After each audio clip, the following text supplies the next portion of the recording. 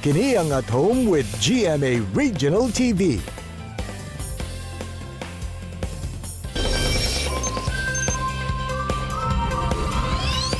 Mga kapuso, sabay-sabay tang ila-ilahon ang usa ka misnon nga nakahatag gayon og inspirasyon ang storya ngadto sa katawhan. Pinaagi manggod sa iyang pagpaningkamot isip service crew. Wala madugay nakabot gayon niya iyang pangandoy nga makagraduar. Ato makauban karon si Drexter Legaspi gikan Cagayan de Oro City. Drex, good morning and welcome sa At Home with GMA Regional TV. Kamusta ba ang bag-ong graduate?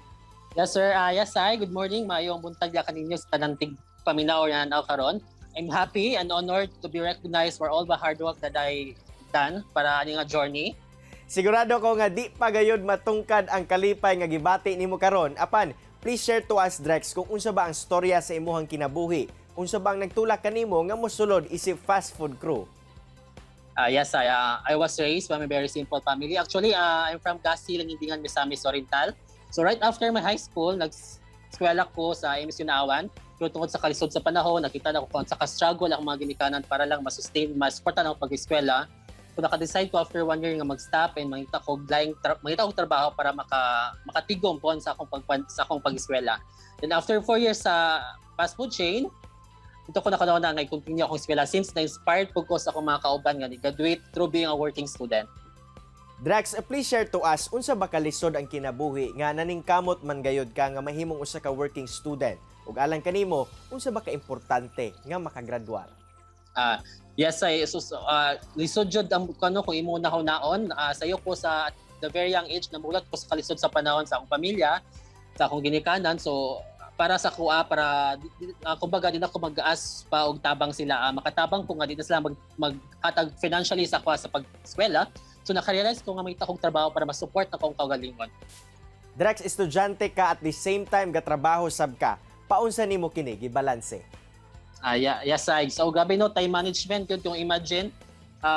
Morning, guys, gatrabaho ko diri sa COC as assistant facilitator. Mo na siya ang kapalit sa akong scholarship, diri have 50% scholarship. Then right after, sulod ko sa akong klase, after sa akong klase, so dito ko sa akong duty as service crew. So lisod jud kay sa totally actually wala kay na ako na-enjoy akong life as a student kay mga special gatherings, special events for students. Wag ako na napilan kay duties life kayo ko. So kaloy sa Ginoo nahuman jud ko. Drex, unsa ba ang dagan sa imong hunahuna nga wala manggayog kami give up sa imuhang pangandoy nga makagraduate? Yes, I think positive ko always. Ginauna na akong parents, sila akong inspirasyon, motivation nga kailangan makahuman kog eskwela para po ni sila. Sa imuhang post nga may viral Drex sa social media, naa kay ginaingon nga own version nimo sa 4-piece. Unsa ba kini? Yes, proud kay ko nung nga nahuman ko sa pag-eskwela through my own version of 4-piece, which is the first piece, patience, mga pag-antos, second piece, perseverance, kakugi, third piece, prayer, siyempre di kita malimot sa itong Ginoo, and the last piece for my parents, nga sila gyud ang inspirasyon nga nung naningkamot ko, nga maka-eskwela ko, and makahuman ko sa eskwela karon. Actually, I'm a marketing student, so dito ko na-inspire sa 4-piece marketing mix, so na ako siya nahimuan og my own version since working student ko, nakana ako nga perfect ang patience, perseverance, prayer, and parents sa mga ehemplo sa tanang kabataan ng working student ko, parehan ako. Sa imuhang kalisod nga naagian og karon nakahuman na gayud ka sa imong pagtungha, unsa ba ang maingon nimo nga lesson nga imong natun-an sa imuhang kinabuhi?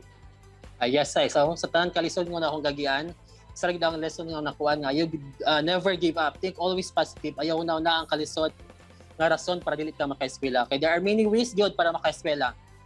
Nagahangi pa maagi nga makapot imo mga pangandoy sa kinabuhi. Any advice Drex labi na sab sa tumakapuso nga working student nga sama nimo nga di sab tiaw ang mga kalisod nga ginaagian sa kinabuhi labi pa karon nga aduna kita sa pandemya? Yes, my advice to all the students, especially working students like me, is that never give up. Think always positive. Ayaw na agad ang kalisod nga babag siya sa mga pangandoy sa pag-eskwela. There are many ways para makaman og eskwela. Pwede ka magtrabaho part-time, scholarship, apply ka para makatabang sa imong pag-eskwela. I know gas-gas na kini siya nga word of encouragement, pero sakto gini siya nga pag may gusto, laging may paraan. Laban lang. And also, di ta malimot og aso guidance from Lord, and always follow your parents. Be kind. Daghang salamat. Dagang salamat Drexler sa imong inspiring story ug sigurado ko nga daghan sab ang na-inspire sa ato mga kapuso sa imuhang kinabuhi nga naglantaw karong buntaga. Amping kanunay ug more power alang kanimo. Daghang salamat ug amping-amping kanunay. Mga kapuso, relax lang mo kay mo balik pa ang At Home with GMA Regional TV. Kini ang At Home with GMA Regional TV.